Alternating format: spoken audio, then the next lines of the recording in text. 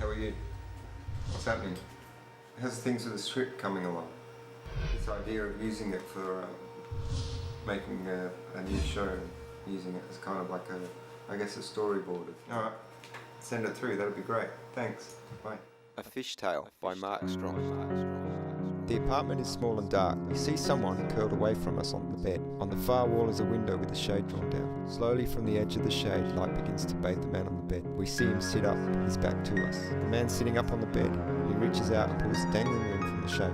With a loud thunk, it scrolls open to reveal a dazzling sunrise. The grey, lifeless city begins to be bathed in a pink and orange glow that creeps over the small apartment blocks and illuminates the water tanks on the tops of the buildings. The corners of the man's mouth begins to curl up. The man bounds across the floor on one foot as he tries to put his slippers on. Behind him is a galley kitchen piled high with plates. There's a large white light switch. Behind the glass, the apartment is filled with water and a giant goldfish, almost as big as the man, is swimming behind it. The fish is swimming around in crazy circles and figure eights. The man begins to dance in front of the glass. He places his hand on the tank and the fish swims up and kisses his hand. The man smiles and turns away. We see the man working at the galley kitchen, occasionally looking over to the fish as he makes his morning coffee. The man is putting on his coat, wrapping a scarf around him, and he turns to look at the fish. The man smiles at the fish as he walks out the door. He's standing in front of a shabby walker, but there's a glow about him. He smiles and walks down the stairs. The man smiles at the fish as he walks out the door.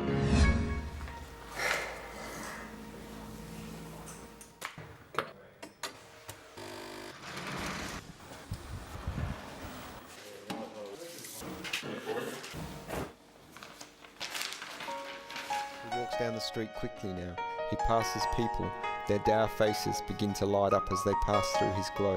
They become dour again as they leave. People are streaming dark and sombre through a gateway into a factory. They're all faceless, identical masses. The man approaches.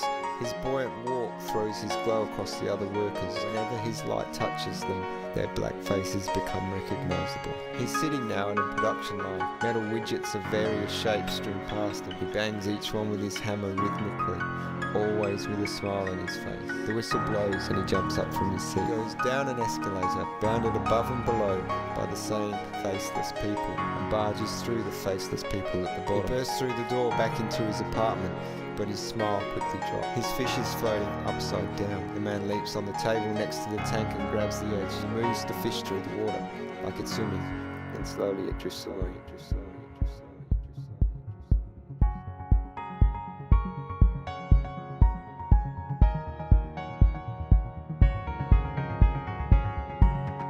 He lays his fish on a wooden crate covered with newspaper. A little boy is pushing a hoop with a stick down the alleyway. He stops when he sees the man. The boy approaches and gently prods the fish with his stick. The boy approaches the fish and gently strokes its lips. The boy begins to wrap the newspaper around the fish and tries to lift it up. He offers his hand to help the man and they walk out of the alley. People continue to pass by, but this time they turn their heads as they pass. The boy hands the fish wrapped in newspaper back to the man. He indicates that the man should go in the water. The man walks into the water and turns waist deep. He looks at the boy who nods. The man unwraps the newspaper and puts the fish in the water. The boy and the man are holding hands and talking and begin to walk back into the city. The man is dripping wet and the water puddles have formed behind him as he walks. The fish is swimming excitedly within the surface of the puddles like a ghost.